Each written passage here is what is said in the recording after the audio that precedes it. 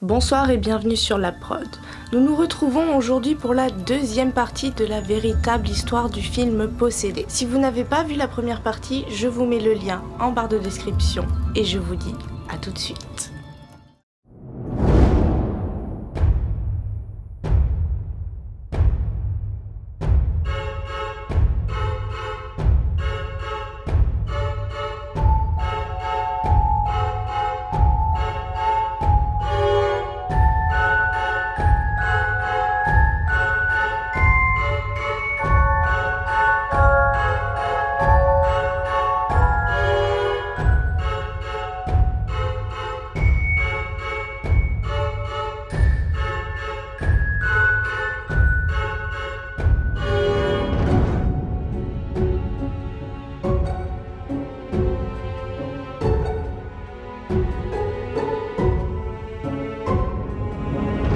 Nous reprenons directement l'histoire après l'hôpital pour savoir ce qu'il adviendra de cette fameuse boîte, en sachant que la mère de Monsieur Manis ne désire pas la conserver et qu'elle déteste ce cadeau.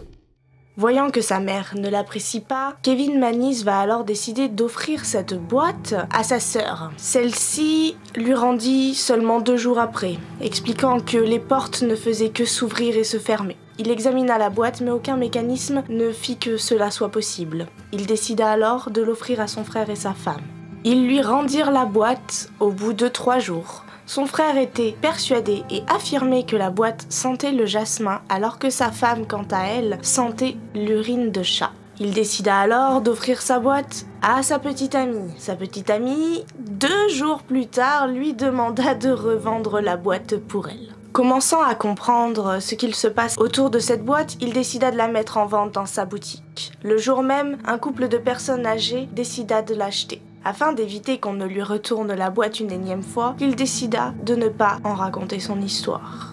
3 jours plus tard, la boîte réapparut devant sa boutique, accompagnée d'un mot, précisant que cette boîte est porteuse d'une étrange obscurité. Ne sachant pas trop quoi faire de cette boîte, il décida de la ramener chez lui, de la stocker dans sa remise jusqu'à ce qu'il sache quoi en faire pour se débarrasser de celle-ci.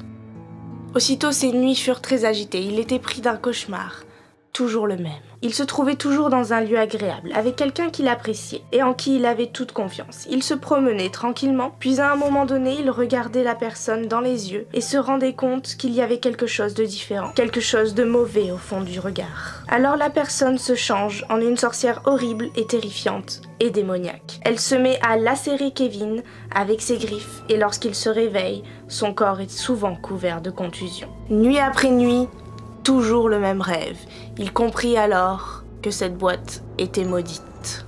Quelque temps plus tard, son frère et sa femme vinrent dormir chez lui. Le lendemain matin, tous étaient très fatigués. Ils avaient tous été hantés par ce même cauchemar qui hantait lui-même l'apothicaire depuis quelques jours. Suite aux différents récits de ce même rêve qu'ils éprouvaient tous, il décida de contacter sa petite amie. Et quelle fut sa grande surprise lorsqu'il apprit que pendant les 2 jours pendant lesquels elle avait eu cette boîte, ce cauchemar se répétait sans cesse. Depuis cette discussion vis-à-vis des rêves, Kevin Manis vécut un véritable enfer. Il affirme que dans sa vision périphérique, il voyait des ombres se déplacer, chose qui a été régulièrement confirmée par les personnes qui venaient le voir. Un soir, alors qu'il effectuait encore une fois ce cauchemar, le détecteur de fumée se mit à sonner. Celui-ci, se réveillant en sursaut, descenda et alla voir. Aucune trace de fumée dans toute la maison. Afin d'être sûr qu'il n'y ait rien, il décida d'ouvrir la fenêtre. Et c'est alors qu'une odeur nauséabonde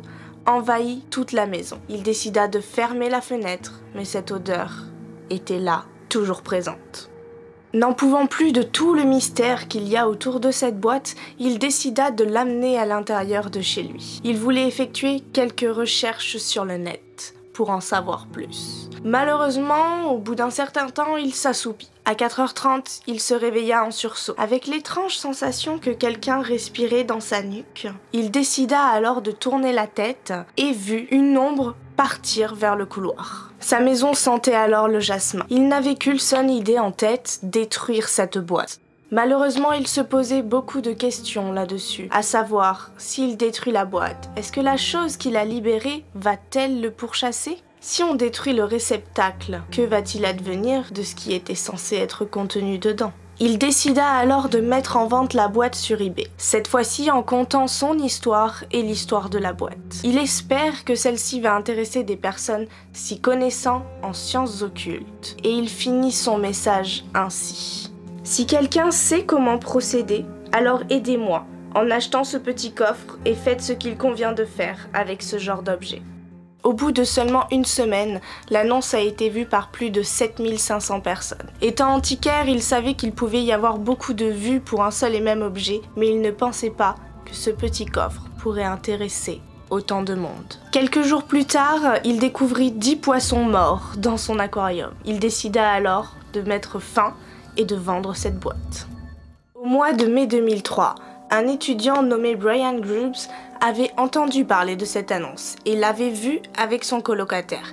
Il avait décidé de ne pas miser, pensant à une macabre blague. 3 mois plus tard, Brian rentre chez lui le midi quand une odeur nauséabonde d'urine de chat vient atterrir dans ses narines. Pris à la recherche de cette odeur, il découvrit le petit coffre posé sur la table à manger dans la cuisine. Brian, pris alors d'un fou rire, demanda à Sam pourquoi il avait acheté cette boîte. Et celui-ci, dans le plus grand des calmes, lui dit « pour dormir avec ». Sachant comment était son colocataire, Brian se doutait bien que s'il y avait quelque chose de mystérieux ou de paranormal, il ferait tout afin de savoir si cela est vrai ou s'il ne s'agit simplement que d'une blague, quitte à provoquer s'il faut provoquer. Sam, son colocataire, dormit alors avec la boîte pendant plus d'une semaine et aucune sorcière macabre ne vient perturber ses nuits. Des fois, alors qu'ils reçoivent des amis, ils s'amusent même à leur faire peur en leur disant que cette boîte est hantée. Quelque temps plus tard, les choses se mettent à changer. Les lumières de toute la maison vacillent, absolument tous les appareils électroniques tombent en panne les uns après les autres. Un matin, alors que Sam sortit de sa chambre, Brian vit que quelque chose n'allait pas. Il avait les yeux injectés de sang. C'était à la limite s'il n'allait pas pleurer du sang. Quelques jours plus tard, une nuée de cafards envahit la maison. Il y en avait partout, qui se glissaient dans les moindres recoins. Pendant l'été et l'automne, Sam eut le comportement changeant. Il devenait de plus en plus solitaire, mais surtout, il perdait ses cheveux. De plus, lui aussi se mettait à voir des ombres noires bouger dans sa vision périphérique.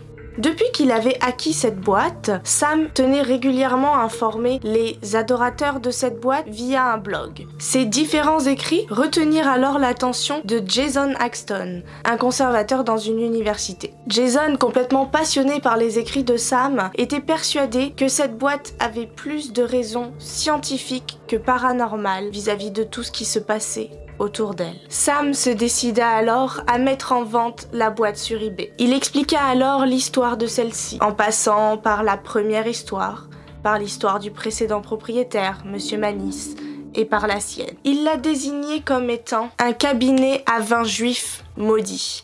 Il expliquait que lui-même était très malchanceux car il n'avait seulement que 20 ans et qu'il se mettait à perdre ses cheveux. Malgré différents examens médicaux effectués par son médecin et par l'hôpital, il n'y avait aucune raison que ses cheveux tombent ainsi. En quelques jours, le prix de la boîte explosa, passant de 1 $ à 50 $. Le conservateur ne cessait de surenchérir car il voulait cette boîte. En février 2003, il remporte l'enchère avec une mise de 280 $. Quand Jason, le conservateur, reçut cette boîte, la nuit était tombée sur l'université dans laquelle il travaillait. Il était alors dans le noir quasi total. Seule la pièce dans laquelle il se trouvait était légèrement éclairée. Sachant les différents impacts médicaux sur les différents propriétaires, il décida, avant d'ouvrir la boîte, de l'inspecter avec une lumière ultraviolet. Il vit différentes taches de cire de bougie sur les portes de la boîte. Il se dit alors que cette boîte a servi à différents rituels. Pris par son obsession de vouloir savoir ce qu'il y a à l'intérieur de cette boîte, il décida de l'ouvrir. Muni de ses gants, il actionna le petit tiroir. À son plus grand désarroi, rien ne se passa. Aucun souffle, aucune odeur, le calme plat. Peu de temps après son expérimentation avec cette boîte, absolument tous les ordinateurs de l'université tombèrent en panne. De plus, le moral des différentes personnes présentes au sein de l'université était changeant. Ils exprimaient clairement leur mécontentement vis-à-vis de cette boîte et ordonnèrent à Jason de la faire partir de l'université. N'ayant pas d'autre choix, il ramena alors la boîte chez lui. Cette nuit fut alors la plus atroce de toutes ses nuits passées. Il voyait de très vieilles femmes, aux cheveux filasses et aux yeux enfoncés dans leurs orbites.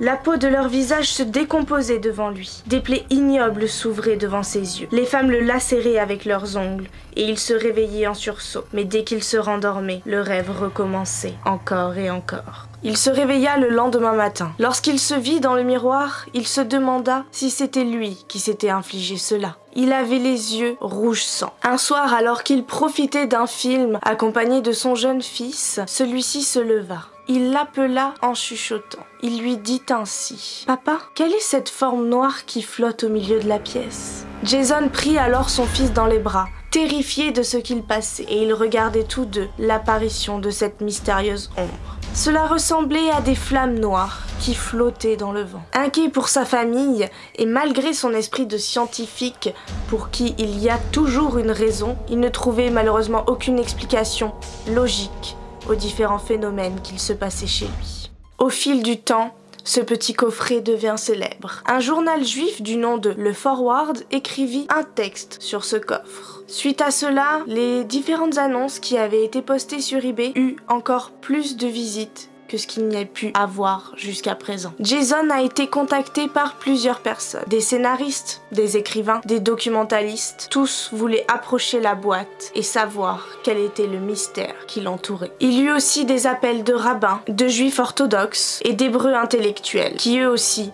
voulaient savoir ce qu'était cette boîte. Tout cela le contraint alors à mettre son numéro sur liste rouge. Il changea alors d'email. Il se décida à créer un site web afin de satisfaire la curiosité des fans au coffret. Alors qu'un jour il accepta une seule interview pour dire seulement quelques mots. Il suppliait les fans de cette boîte de le laisser tranquille. Il reçut des dizaines et des dizaines de mails de personnes fanatiques de cette boîte qui lui affirmaient qu'il faisait les mêmes cauchemars et que selon eux, les photos qu'il a postées sur son site web de cette boîte étaient comme un portail électronique fourni directement à l'entité pour effrayer encore plus de monde. Je vous mets en barre de description le lien du site web. Ce fut une comptable juive du nom de Rebecca qui l'aida alors à essayer de percer le mystère autour de cette boîte.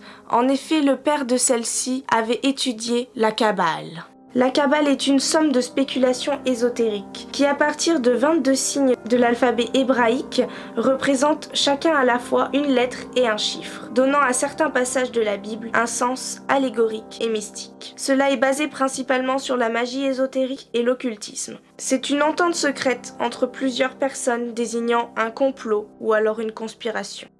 Rebecca était intimement persuadée que cette boîte était reliée à un esprit pour une bonne raison. Selon elle, il fallait l'enterrer dans une sépulture juive, accompagnée de 10 hommes formant un groupe de prière pendant cela. Jason, quant à lui, souhaitait à tout prix connaître l'histoire de cette boîte. Il voulait remonter jusqu'à ses origines, savoir pourquoi elle avait été construite et par qui, afin de pouvoir créer une copie, lui permettant ainsi d'enterrer la véritable boîte et de continuer à étudier l'histoire avec la copie. Différents chercheurs affirmèrent que la boîte Hadibuk attirait autant de monde car depuis ce millénaire, la mythologie judaïque intéresse fortement. Pour ces mêmes scientifiques, les différents fétiches retrouvés dans la boîte appartenaient à une famille juive. Des fétiches sont des objets de culte des civilisations animistes ou des objets auxquels on attribue un pouvoir magique et bénéfique. Les pennies et les mèches de cheveux étaient souvent des fétiches habituels dans les familles juives. Depuis qu'il avait la boîte en sa possession, Jason avait des problèmes de santé. Il décida alors de placer la boîte dans la cave d'une de ses maisons de vacances qui était alors inhabitée.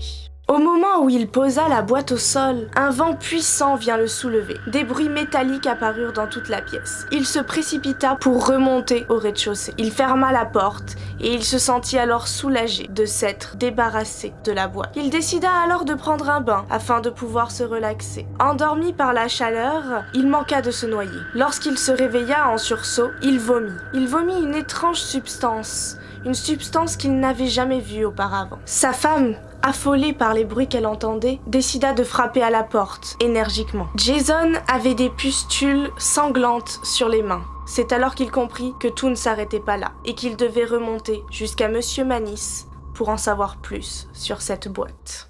Alors que les deux hommes avaient une discussion téléphonique, ils se mirent d'accord qu'ils n'étaient plus tout seuls à vivre cela et qu'ils devaient retrouver la famille à qui appartenait cette boîte. Kevin Mannis partit alors à la recherche de cette famille. Après de nombreux échecs, il réussit enfin à mettre la main sur leur adresse. Alors qu'il alla les voir, il s'adressa à la jeune femme qui lui avait raconté l'histoire de cette boîte. Celle-ci lui demanda de partir.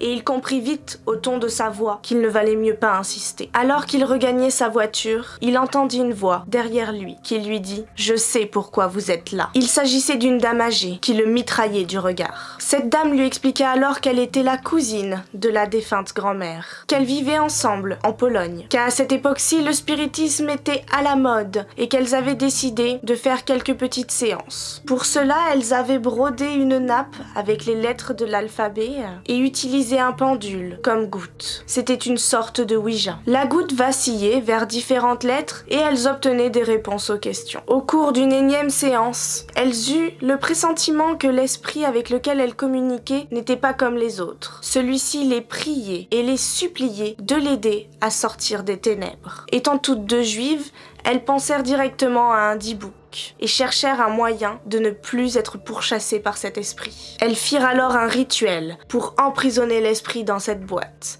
et quand Monsieur Mannis l'a ouvert, il en a libéré l'entité.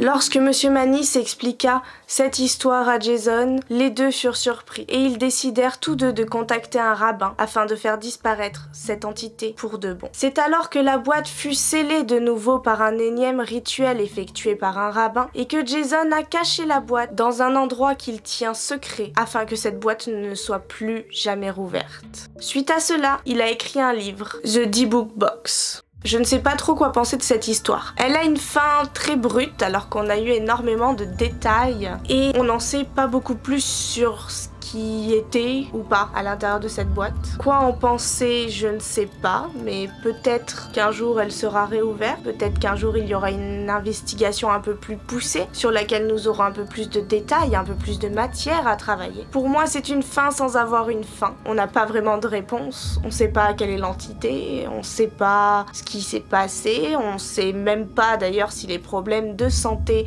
sont résolus ou non. Après, il s'agit d'une histoire un peu intéressante, d'avoir un point de vue différent sur certaines choses, de voir que certains objets comme un miroir, une boîte, des choses sans importante avec uniquement une valeur matérielle peuvent être hantées. J'espère que cette seconde partie vous a plu et je vous dis à très vite dans un nouveau JTR.